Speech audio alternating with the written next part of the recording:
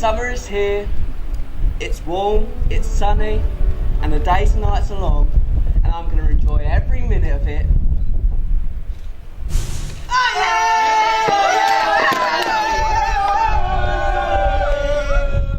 Life is not always as relaxed as we want it to be.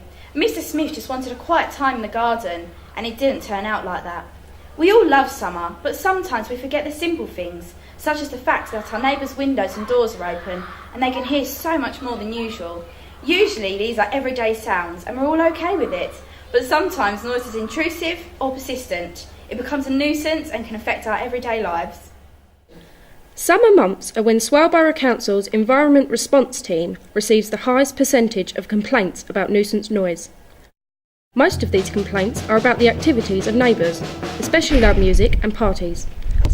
Other complaints can vary from barking dogs, although we'd like to point out that the puppy used in this film is very good and his neighbour loves him.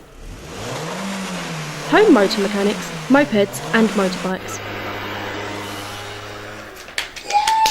Many people are unsure what to do when noise begins to affect their lives, and it can be serious business, causing sleeplessness, anxiety and even illness. So what can you do to prevent noise escalating to these problems? Well, the best thing you can do is be mindful and be neighbourly. If you're having a party, let the neighbours know. Let them know what time you'll be finishing. Keep to that time.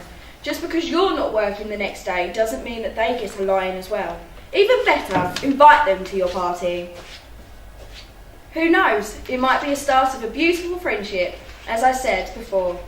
Be mindful and be neighbourly. That's great advice from our presenter there, but what can you do if you're doing your very best to be mindful and neighbourly, and other people just aren't? I went along to SBC and asked them what advice they could give us. Absolutely, the first step should always be to speak with your neighbours.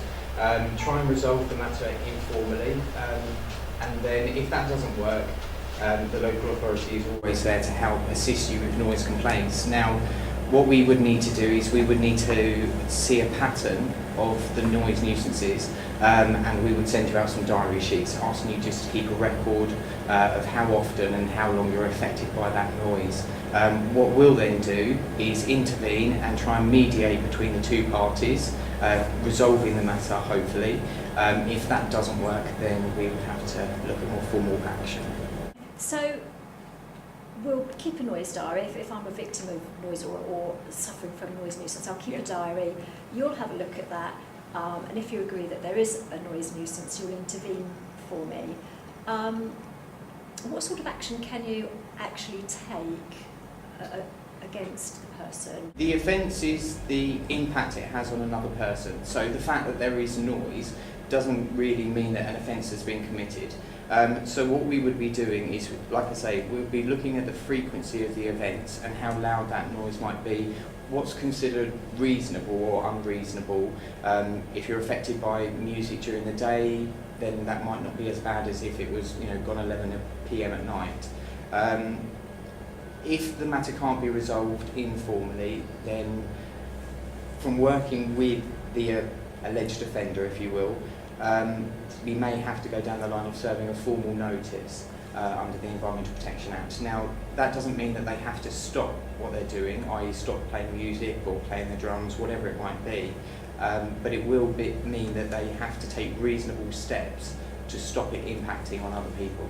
I understand. So it's not as much about the noise, it's about how loud it is, because obviously we all play music at home. Absolutely. We all have a party occasionally. It's just whether it gets too much on a persistent basis for people to cope with, and that's when it becomes a noise nuisance. Absolutely. What's the most extreme action you've ever had to take? The most extreme action that I've personally taken is to remove someone's television. Okay.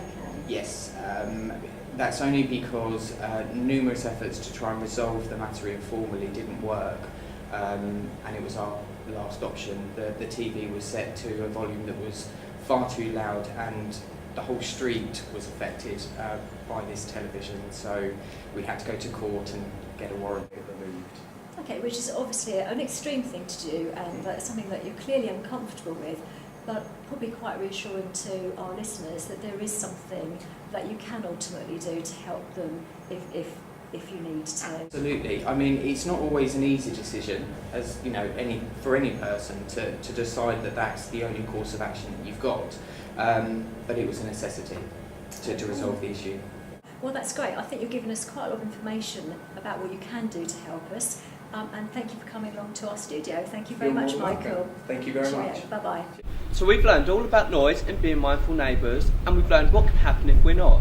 If you need to contact Swale Borough Council about noise, this is where you can find the information. Of course, it's far better if we just make our own small contributions to the community by being good neighbours and showing consideration. After all, your neighbour is often the easiest and closest person to call on if you need help.